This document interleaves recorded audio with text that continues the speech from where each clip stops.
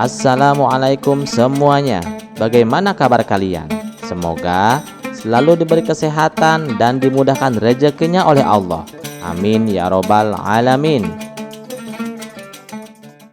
Sore itu suasana Masjid Al-Hikmah begitu damai. Matahari yang hampir tenggelam memancarkan cahaya keemasan, menciptakan bayangan panjang di halaman masjid. Jamaah mulai berdatangan untuk bersiap sholat maghrib. Namun, ketenangan itu mendadak terusik oleh derap langkah berat. Rombongan besar, sekitar 100 orang memasuki halaman masjid. Mereka terlihat berbeda, wajah-wajah asing dengan raut wajah serius. Seorang pria tua yang tampak berwibawa melangkah maju dengan tongkat di tangannya. Dialah Tarsan, seorang pemimpin kelompok ateis yang terkenal dengan retorika tajamnya. Tarsan berhenti di ambang pintu masjid. Matanya menyapu ruangan, seolah menantang siapa saja yang ada di dalam. "Kami datang dengan satu tujuan," katanya. Suaranya menggema di ruangan utama masjid. "Kami menantang kalian untuk membuktikan kebenaran agama kalian, bukan dengan iman, tetapi dengan logika dan data. Jika tidak ada yang mampu, maka itu membuktikan bahwa keyakinan kalian hanyalah dongeng." Jamaah terkejut dan saling berbisik. Suasana menjadi tegang. Beberapa orang tampak tidak senang dengan sikap rombongan tersebut, tetapi tidak ada yang berani maju untuk menjawab. Dalam hati banyak dari mereka merasa bahwa ini bukan tempat untuk berdebat, tetapi untuk beribadah. Namun Tarsan terus berdiri menunggu jawaban, dan ketegangan di udara semakin terasa. Apakah tidak ada yang cukup berani? Apakah iman kalian hanya ilusi belaka? Serunya lagi dengan nada mencemooh. Saat itulah Abu Nawas, seorang pemuda yang dikenal cerdas dan berpengetahuan luas, berdiri dari saf belakang. Tubuhnya tegap, wajahnya tenang, meski ada sedikit senyum di sudut bibirnya. Dengan langkah mantap, Abu Nawas maju ke hadapan Tarsan dan rombongannya. Semua mata tertuju padanya, berharap Abu Nawas mampu menjawab tantangan ini. "Saya Abu Nawas," katanya dengan suara mantap. "Saya tidak berdiri di sini untuk berdebat demi menang atau kalah, tetapi untuk menyampaikan kebenaran. Jika kalian benar-benar mencari jawaban, mari kita diskusi dengan tenang." Tarsan menatap Abu Nawas, tampak sedikit terkejut dengan keberanian pemuda itu.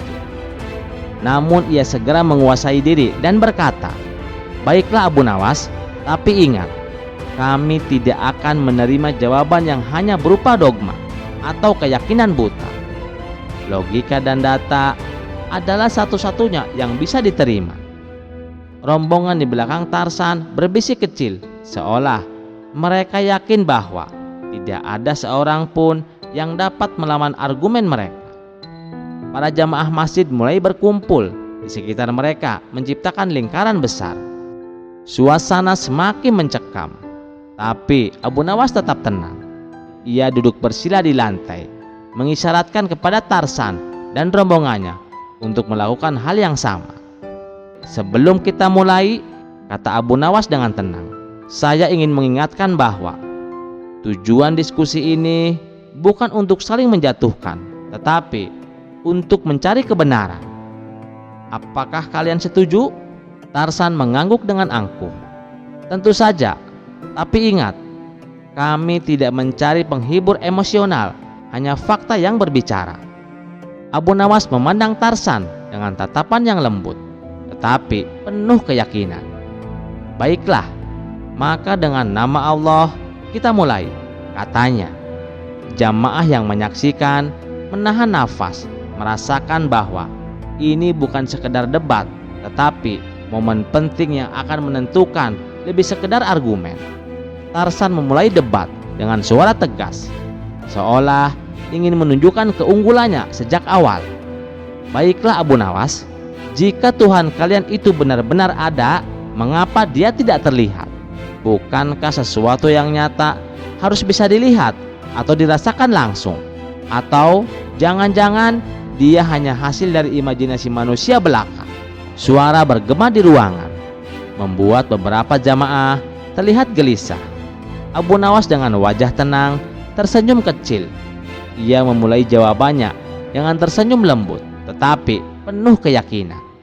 Tarsan, pertanyaan Anda mengasumsikan bahwa keberadaan sesuatu hanya dapat dibuktikan melalui penglihatan. Namun, apakah Anda percaya pada gravitasi? Anda tidak dapat melihatnya, tetapi Anda merasakan dampaknya. Setiap kali Anda berdiri di bumi atau melihat benda jatuh, Anda tidak dapat melihatnya, tetapi Anda merasakan dampaknya. Setiap kali Anda berdiri di bumi atau melihat benda jatuh.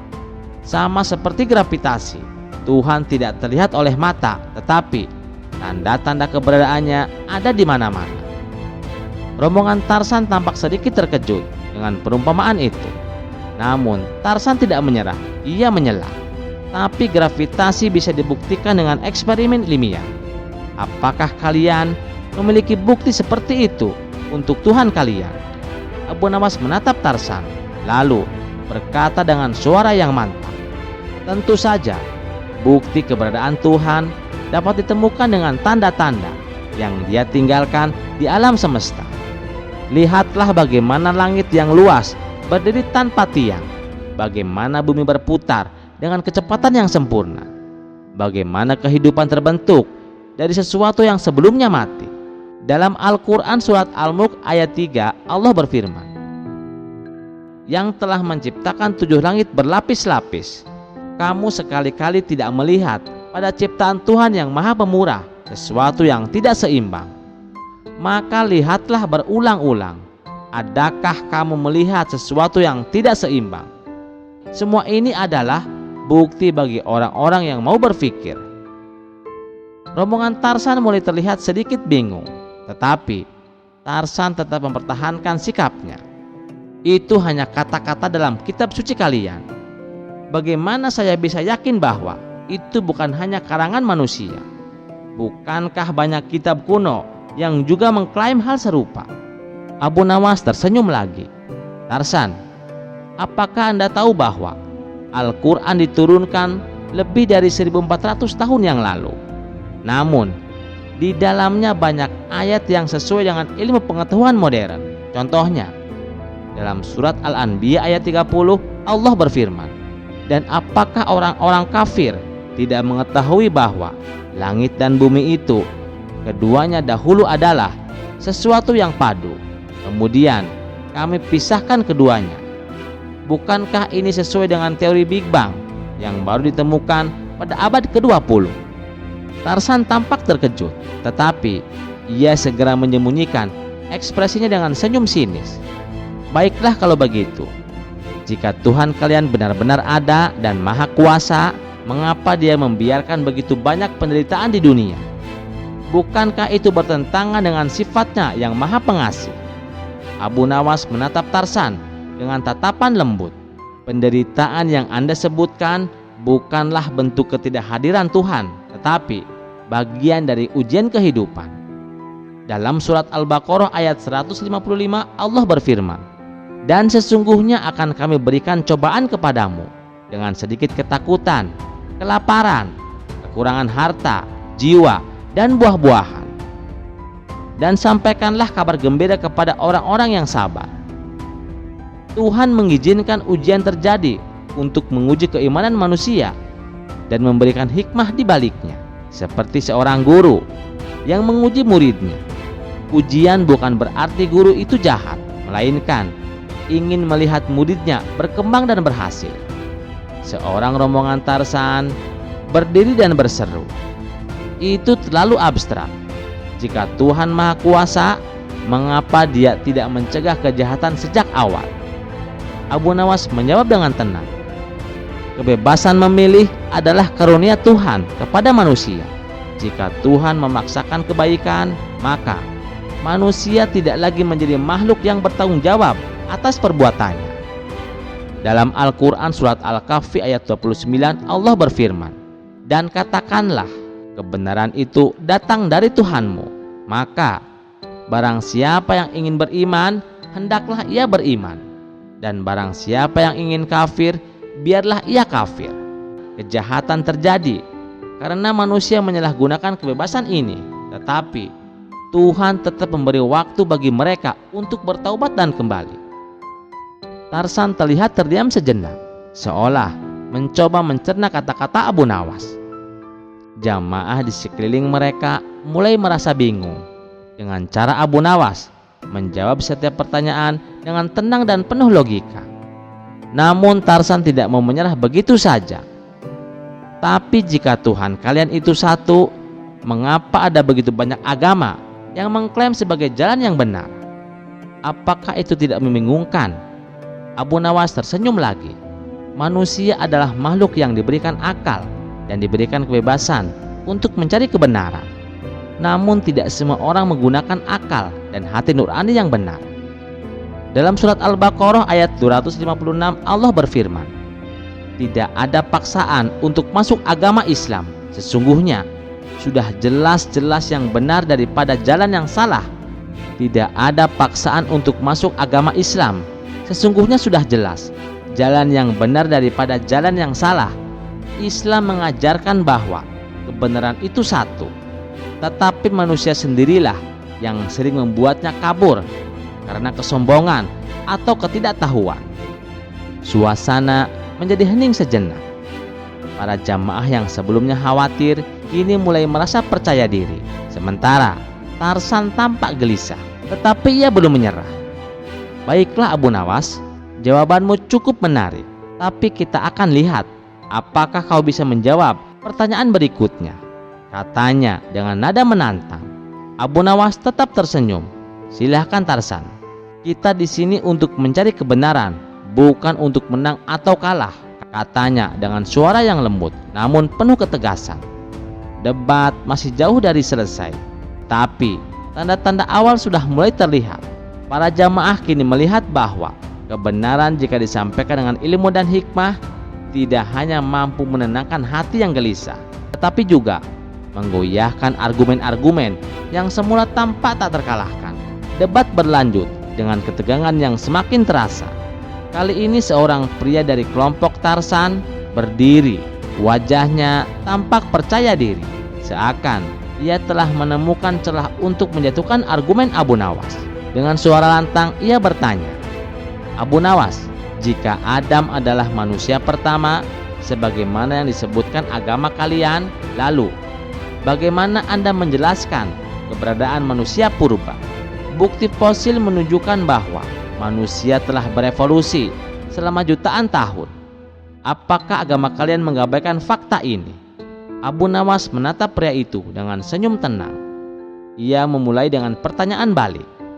"Saudaraku, apakah Anda yakin teori evolusi telah memberikan penjelasan yang final dan sempurna tentang asal-usul manusia?" Pria itu terlihat sedikit terkejut. Tentu saja, evolusi adalah salah satu teori ilmiah yang paling diterima di dunia. Abu Nawas mengangguk. Betul, evolusi adalah teori yang diterima luas dalam dunia sains. Namun, teori itu sendiri masih memiliki banyak celah dan perdebatan di antara para ilmuwan. Bahkan, asal-usul manusia seperti hubungan langsung antara manusia modern dan manusia purba masih menjadi misteri hingga kini. Tetapi mari kita kembali ke agama. Dalam Islam disebutkan bahwa Adam adalah manusia pertama yang diberi akal, ruh, dan tugas sebagai khalifah bumi. Ini tidak berarti bahwa makhluk mirip manusia yang ditemukan di dalam fosil tidak pernah ada. Mereka mungkin makhluk yang berbeda, bagian dari perjalanan penciptaan yang hanya diketahui oleh Allah. Jamaah mulai saling berbisik, terkesima dengan jawaban Abu Nawas yang tidak hanya membela agamanya, tetapi juga menghormati ilmu pengetahuan. Namun pria tadi belum puas.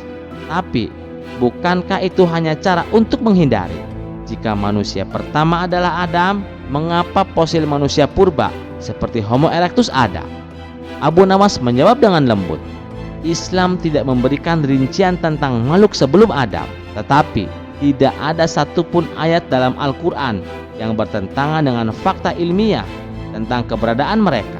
Dalam Al-Quran surat Al-Baqarah ayat 30 Allah berfirman, "Dan ingatlah ketika Tuhanmu berfirman kepada para malaikat, sesungguhnya Aku hendak menjadikan seorang khalifah di muka bumi." Ini menunjukkan bahwa Adam hanyalah manusia biasa, tetapi makhluk yang diberi tugas besar sebagai pemimpin di bumi. Adapun makhluk sebelum Adam, kita tidak mengetahui sepenuhnya hikmah Allah dalam menciptakan mereka.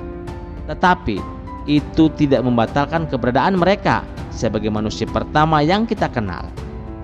Pria tadi terdiam, mencoba mencerna kata-kata Abu Nawas. Namun Tarsan segera mengambil alih. "Jadi, Anda mengakui bahwa agama kalian tidak menjelaskan semuanya. Bukankah itu menunjukkan kelemahan?" Abu Nawas menatap Tarsan dengan tatapan lembut tapi tegas. "Tarsan, ilmu manusia memiliki batas. Bahkan dalam sains banyak hal yang belum kita pahami sepenuhnya. Misalnya, apa yang terjadi sebelum Big Bang, atau bagaimana kesadaran manusia terbentuk. Al-Quran tidak bertujuan untuk menjadi buku teks ilmiah, tetapi sebagai petunjuk bagi manusia." Dalam Al-Quran surat Luqman ayat 27 Allah berfirman, "Dan seandainya pohon-pohon di bumi menjadi pena dan lautan menjadi tinta, ditambah lagi dengan 7 lautan sesudahnya, niscaya tidak akan habis-habisnya dituliskan kalimat Allah. Sesungguhnya Allah Maha Perkasa lagi Maha Bijaksana." Pengetahuan manusia sangat kecil dibandingkan dengan ilmu Allah. Suasana kembali hening.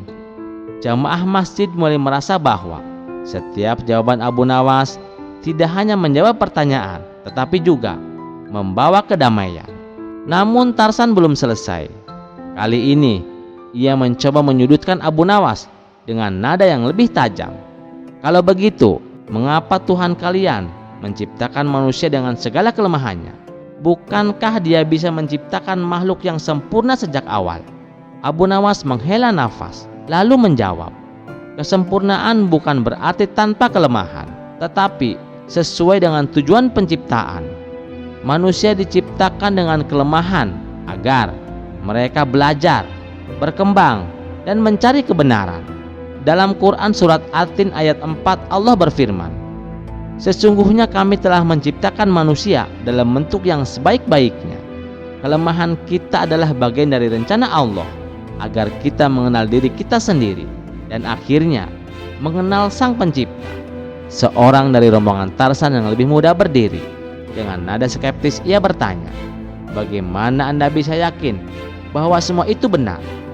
Bukankah ini hanya berdasarkan kepercayaan?" Abu Nawas menjawab dengan penuh keyakinan, "Keyakinan tidak muncul tanpa dasar. Islam mengajarkan kita untuk berpikir, merenung, dan mencari bukti." Dalam Al-Quran surat Al-Ghashiyah ayat 17-18 Allah berfirman, "Maka apakah mereka tidak memperhatikan unta, bagaimana ia diciptakan, dan langit bagaimana ia ditinggikan? Tuhan mengajarkan kita untuk melihat tanda-tandanya di alam semesta. Keyakinan saya berasal dari melihat tanda-tanda ini, memahami Al-Quran, dan merasakan kedamaian yang tidak bisa dijelaskan dengan kata-kata." Kata-kata Abu Nawas mulai menggoyahkan beberapa anggota rombongan Tarsan. Beberapa dari mereka tampak terdiam, memikirkan jawaban yang baru saja didengar. Tarsan meski terlihat mulai kehilangan arah, tetap berusaha mempertahankan argumennya. "Semua ini mungkin tampak indah bagi Anda, tapi bagi saya itu hanya kebetulan alam." Abu Nawas tersenyum kecil. "Kebetulan jika Anda menemukan sebuah buku di tengah hutan, apakah Anda akan berpikir bahwa buku tercipta dengan sendirinya? Tidak. Anda akan tahu bahwa ada seorang yang menulisnya. Alam semesta ini jauh lebih rumit dan indah daripada sebuah buku. Jika sebuah buku saja membutuhkan seorang penulis, bagaimana dengan alam semesta? Kebetulan tidak dapat menjelaskan keteraturan yang begitu sempurna ini." Suasana mulai berubah. Banyak dari rombongan Tarsan yang kini tidak lagi tampak angkuh. Beberapa dari mereka bahkan terlihat termenung, seolah mulai mempertimbangkan bahwa apa yang mereka dengar mungkin benar. Namun Tarsan belum menyerah. Jawabanmu menarik Abu Nawas, tapi aku masih memiliki satu pertanyaan lagi. Abu Nawas menatap Tarsan dengan lembut. Tentu saja, silahkan Tarsan. Saya di sini untuk mendengar. Saya di sini untuk mendengar dan menjawab semampu saya. Debat belum selesai, tetapi gelombang kebenaran mulai terasa. Jamaah di masjid merasakan sesuatu yang berbeda, seolah ada sesuatu yang lebih besar dari sekedar argumen logis sedang terjadi. Debat yang semakin memanas tidak membuat Abu Nawas kehilangan ketenangannya. Sebaliknya, ia terlihat semakin yakin dengan jawaban yang diberikan. Tarsan yang mulai merasa terpojok tersenyum tipis. Kali ini ia mencoba sebuah taktik berbeda, mengajukan pertanyaan yang dikenal menjebak. Dengan nada sedikit mengejek, ia bertanya, "Jika Tuhan kalian itu maha kuasa, bisakah dia menciptakan batu yang begitu berat sehingga dia sendiri tidak sanggup mengangkatnya?" Ruangan masjid hening sejenak. Beberapa dari rombongan Tarsan tersenyum penuh kemenangan, seolah pertanyaan itu adalah senjata pamungkas. Jamaah masjid di sisi lain tampak tegang. Beberapa dari mereka bahkan mulai berdoa dalam hati, berharap Abu Nawas mampu menjawab dengan bijak. Abu Nawas seperti biasa tetap tenang. Ia menatap Tarsan dengan tatapan lembut dan berkata, "Tarsan, pertanyaanmu menarik. Tapi sebelum saya menjawab, izinkan saya bertanya. Apakah Anda tahu bahwa pertanyaan ini mengandung kontradiksi logis?"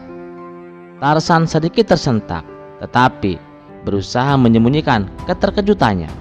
"Kontradiksi? Jelaskan," katanya. Abu Nawas tersenyum.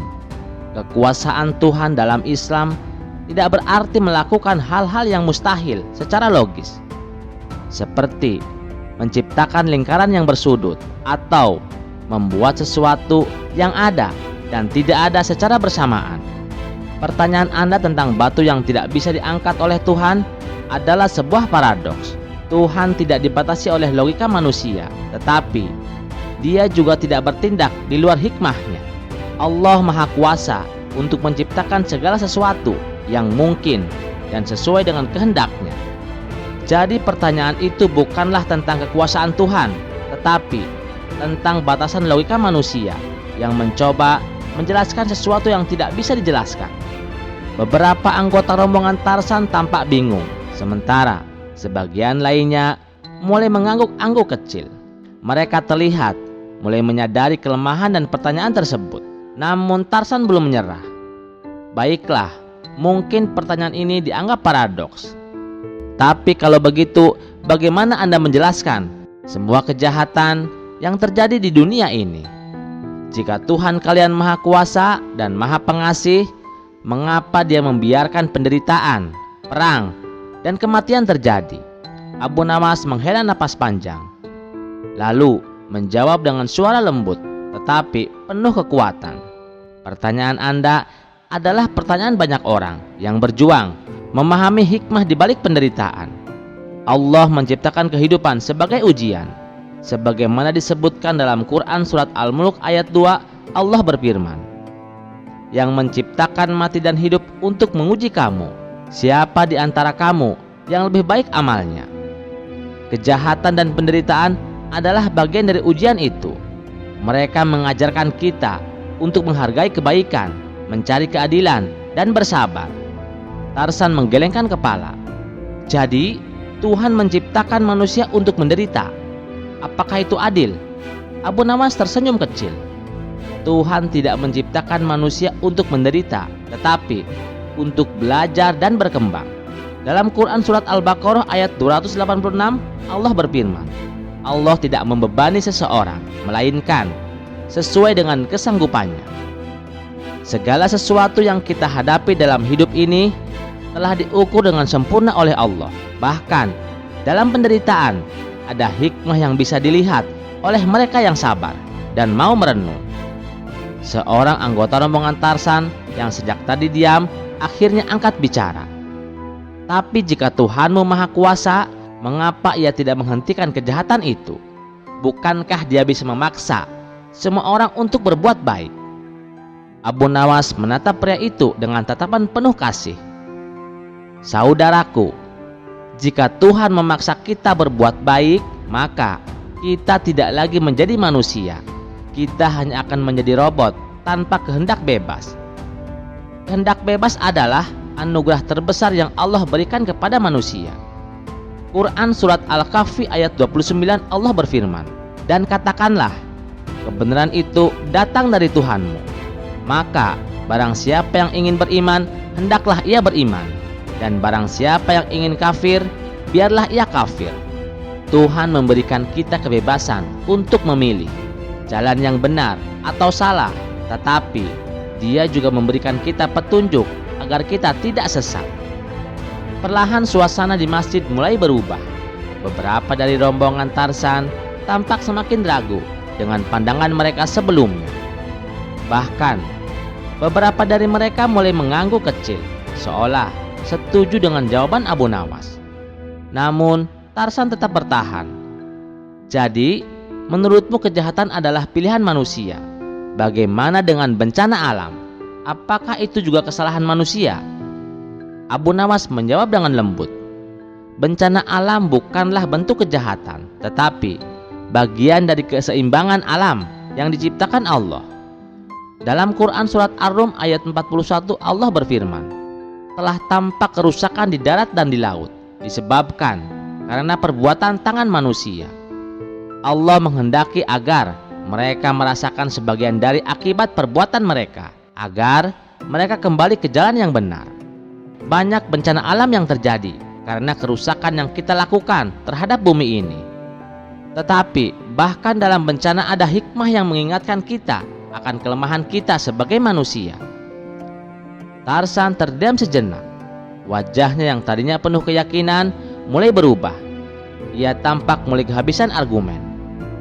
Di sisi lain, beberapa anggota rombongannya mulai terlihat tergerak oleh jawaban Abu Nawas. Bahkan beberapa dari mereka mulai bertanya-tanya dalam hati, apakah mungkin ada kebenaran dalam apa yang disampaikan pemuda muslim itu. Tepat saat Tarzan hendak melontarkan pertanyaan berikutnya, suara azan maghrib berkumandang. Lantunan merdu itu menggema di seluruh masjid, memecah suasana yang sempat tegang. Semua mata tertuju pada muadzin dan suasana menjadi tegang. Abu Nawas berdiri lalu berkata dengan suara lembut, "Izinkan kami melaksanakan sholat terlebih dahulu. Setelah itu kita lanjutkan diskusi ini." Tarzan meskipun enggan mengangguk, "Baiklah," katanya singkat. Rombongannya duduk diam, sementara jamaah masjid mulai bersiap untuk sholat maghrib. Dalam hening mereka menyaksikan jamaah yang berdiri dalam barisan rapi menghadap kiblat dengan penuh kehusuan. Ada kedamaian dalam gerakan doa jamaah. Itu sesuatu yang sulit dijelaskan, tetapi sangat nyata. Bagi Tarzan dan kelompoknya, malam itu bukan hanya sekedar debat. Sesuatu yang lebih besar sedang bergerak dalam hati mereka. Selesai sholat maghrib, suasana masjid berubah. Jamaah yang tadinya gelisah kini tampak tenang, seolah memberi energi baru untuk menghadapi kelanjutan diskusi. Tarzan dan rombongannya masih duduk diam. Beberapa di antara mereka terlihat lebih husu daripada sebelumnya. Tarzan sendiri terlihat termenung, mungkin mencoba mencerna lantunan doa yang baru saja didengar. Namun ia berusaha menyembunyikan kegelisahannya dengan senyum kecil. "Baiklah Abu Nawas, kita lanjutkan," katanya dengan suara yang sedikit lebih rendah dari sebelumnya. Abu Nawas di tengah lingkaran, wajahnya tetap tenang. Ia memandang Tarzan dengan tatapan yang lembut namun penuh keyakinan. "Silahkan Tarzan, pertanyaan terakhir yang tadi belum selesai. Apa yang ingin Anda sampaikan?" Tarzan menghela napas panjang sebelum menjawab. Kali ini nadanya tidak lagi seperti sebelumnya, tidak lagi tajam, tetapi terdengar lebih ragu. Abu Nawas yang masih sulit menerima bahwa Tuhan yang Maha Kuasa membiarkan penderitaan terjadi. Jika memang kehendak bebas adalah jawabannya, bagaimana dengan mereka yang tidak bersalah? anak-anak kecil yang mati kelaparan, korban bencana, atau orang-orang yang bahkan tidak punya kesempatan untuk memilih? Abu Nawas tersenyum kecil. Pertanyaan Anda sangat manusiawi. Islam tidak pernah menutup mata terhadap penderitaan. Namun, izinkan saya menjelaskan. Dalam Quran surat Al-Ankabut ayat 2 sampai dengan 3 Allah berfirman, apakah manusia mengira bahwa mereka akan dibiarkan hanya dengan mengatakan, kami telah beriman, dan mereka tidak diuji? Dan sungguh kami telah menguji orang-orang sebelum mereka, sehingga Allah benar-benar mengetahui orang-orang yang jujur dan benar-benar mengetahui orang-orang yang dusta. Penderitaan adalah ujian, bukan hanya bagi mereka yang mengalaminya, tetapi juga bagi kita. Apakah kita peduli, membantu, atau malah mengabaikan?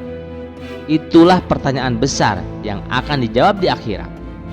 Salah satu anggota rombongan Tarsan yang sejak tadi diam akhirnya angkat bicara. Suaranya lirih, tetapi penuh emosi. Tapi bagaimana jika penderitaan itu tidak adil? Anak-anak yang meninggal, mereka bahkan belum tahu apa itu dosa. Abu Nawas menatap pria itu dengan penuh empati. Anak-anak yang tidak berdosa dalam Islam tidak akan diminta pertanggungjawaban atau sesuatu yang mereka tidak tahu. Dalam Quran surat An-Nazm ayat 38 sampai dengan 39 Allah berfirman, bahwasanya seseorang tidak akan memikul dosa orang lain, dan bahwa manusia hanya memperoleh apa yang telah diusahakannya. Anak-anak kecil itu tidak akan dirugikan oleh ujian dunia ini. Sebaliknya mereka akan menjadi penghuni surga tanpa hisab. Pria tadi terdiam, matanya mulai berkaca-kaca. Kata-kata Abu Nawas seolah membebaskan beban yang ia simpan selama ini. Namun Tarsan yang masih berusaha mempertahankan argumennya berkata lagi, tapi mengapa Tuhan kalian memilih cara ini? Bukankah Dia bisa menciptakan dunia yang sempurna tanpa penderitaan? Abu Nawas menjawab dengan sabar, dunia ini bukanlah tujuan akhir Tarzan. Ini hanya tempat persinggahan sementara untuk menguji kita. Allah menciptakan kehidupan di dunia dengan segala kekurangannya agar kita memahami nilai sebenarnya dari surga, tempat yang sempurna tanpa penderitaan. Dalam Quran surat Ad-Duha ayat 4 Allah berfirman, dan sungguh yang kemudian itu lebih baik bagimu daripada yang permulaan.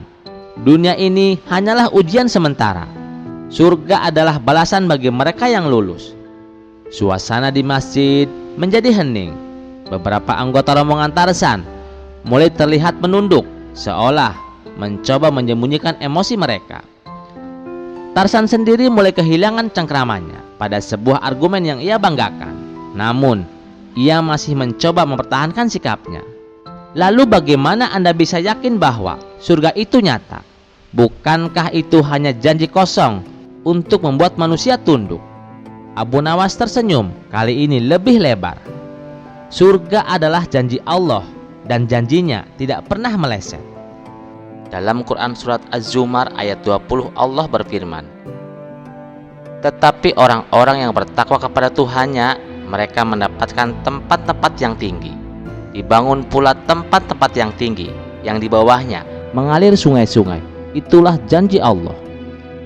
Allah tidak akan memungkiri, namun keyakinan kami terhadapnya tidak hanya datang dari janji itu.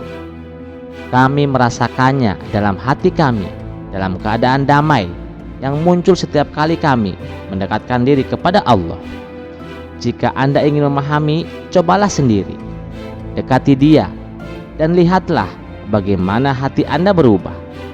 Kata-kata itu menusuk hati Tarsan. Ia tidak lagi bisa membalas dengan ejekan atau argumen.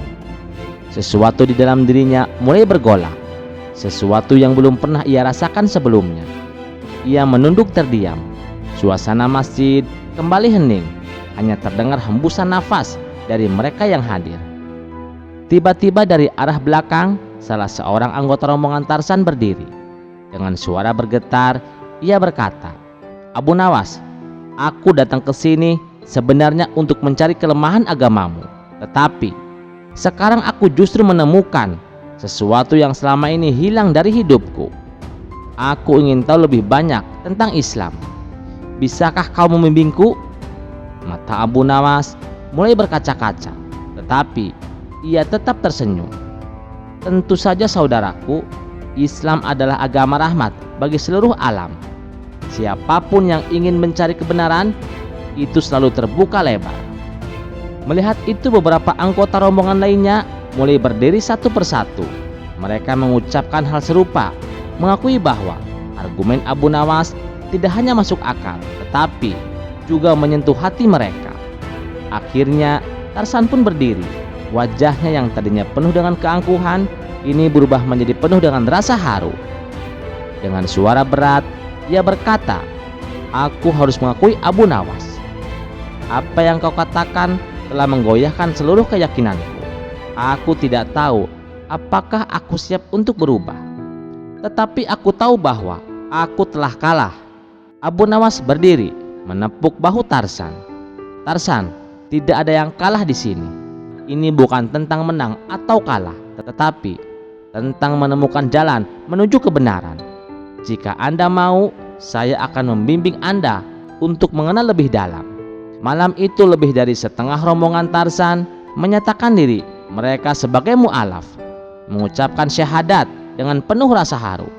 Bahkan Tarsan meski tidak langsung mengucapkan syahadat, ia berjanji untuk belajar lebih dalam tentang Islam.